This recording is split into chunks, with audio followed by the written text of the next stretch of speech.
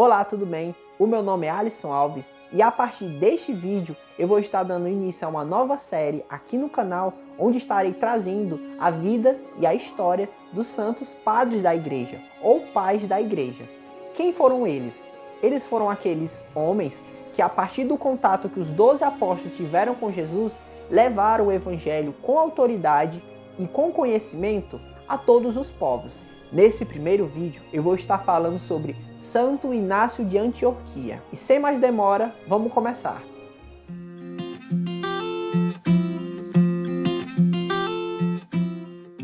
Santo Inácio nasceu provavelmente na Síria, entre os anos 30 e 35 depois de Cristo.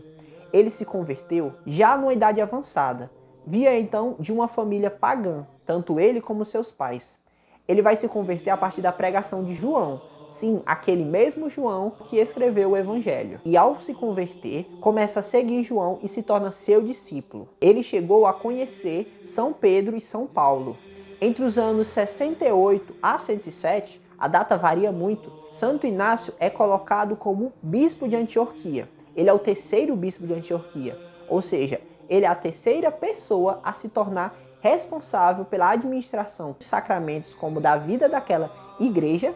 E antes dele, um dos bispos tinha sido o próprio São Pedro. Algo muito importante é que Santo Inácio de Antioquia é o primeiro a utilizar a palavra católica. Logo, essas coisas que falam que a Igreja Católica surgiu muitos anos depois, lá em 300, com Constantino, cai por terra, pois desde Santo Inácio, nós estamos falando aqui dos primeiros séculos da Igreja, em um dos seus escritos, datado do século II, vai utilizar a palavra católico, ou seja, algo universal. A Igreja Católica é essa igreja universal, única e para todos. A época em que Santo Inácio viveu foi a época das perseguições do Império Romano. E o seu martírio se deu sob o Império de Trajano. Ele, que queria se utilizar da prisão e martírio de Santo Inácio como exemplo para que os outros católicos, os outros cristãos da época, deixassem e abandonassem a fé. Porém, esse plano e projeto caiu por terra, pois com a prisão de Santo Inácio, lá em Antioquia, ele foi levado para Roma. E no percurso, Santo Inácio foi evangelizando tanto os soldados como escrevendo carta às várias igrejas que haviam espalhadas. Durante o percurso, ele escreveu 6 cartas, direcionadas às várias igrejas e também a outros padres, que eu também vou trazer nos próximos vídeos, como São Policarpo de Esmirra, que também era muito próximo de Santo Inácio. E nessas cartas são vários aspectos que se assemelham à Igreja Católica de hoje. Então, se você for ler, você vai encontrar tanto no batismo, na Eucaristia, na crisma, os ritos, a ordem hierárquica da igreja, tudo já se vivia lá, a mesma fé, a mesma doutrina. E algo interessante é que Santo Inácio, ao escrever as cartas, ele desaconselha aos seus irmãos de fé a tentar soltá-lo. Porque mesmo os cristãos se escondendo, fugindo, quando a perseguição chegava, e se queria muito que se negasse a fé, o cristão ele não fugia, ele enfrentava o martírio. E o martírio é uma graça dada por Deus. E foi necessário que em suas cartas ele desaconselhasse os cristãos a tentar soltá-lo. Ele abraçou o martírio que já estava chegando.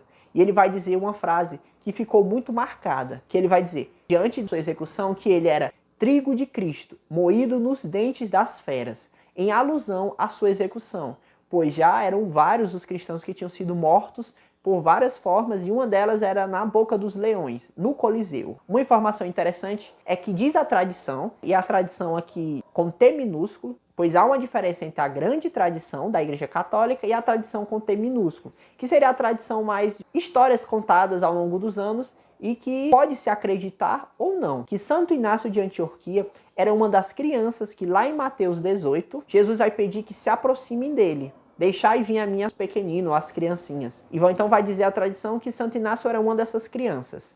Só mesmo uma informação para acrescentar. Santo Inácio, a imagem de muitos santos, já naquela época dizia que do céu ele intercederia por todos aqueles que ficaram na terra. E eu vou citar agora o que essas cartas que Santo Inácio escreveu traziam e já afirmavam em semelhança com a história da igreja atual. Santo Inácio ele vai falar sobre a unidade da igreja, a primazia de Pedro, a sede em Roma, ele vai falar sobre a Santíssima Trindade, sobre Jesus Cristo, sobre a Virgem Maria.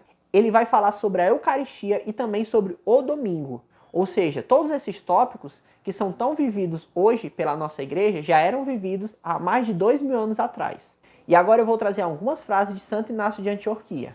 Ele vai dizer que onde está Cristo Jesus, aí está a Igreja Católica. Outra frase, Roma preside a igreja na caridade. Ou seja, o local de Roma, que naquele tempo não tinha Constantino, não tinha nenhum luxo, era a perseguição pura, era o lugar onde os cristãos eram martirizados, que lá, aquele local e Pedro, como bispo, presidiam as outras igrejas, ou seja, estava à frente das outras igrejas por um motivo, e o motivo era a caridade. Lembremos a frase que Jesus falou para Pedro, Tu és Pedro e sobre esta pedra edificarei a minha igreja. E essa frase eu vou ler porque ela é bem grande.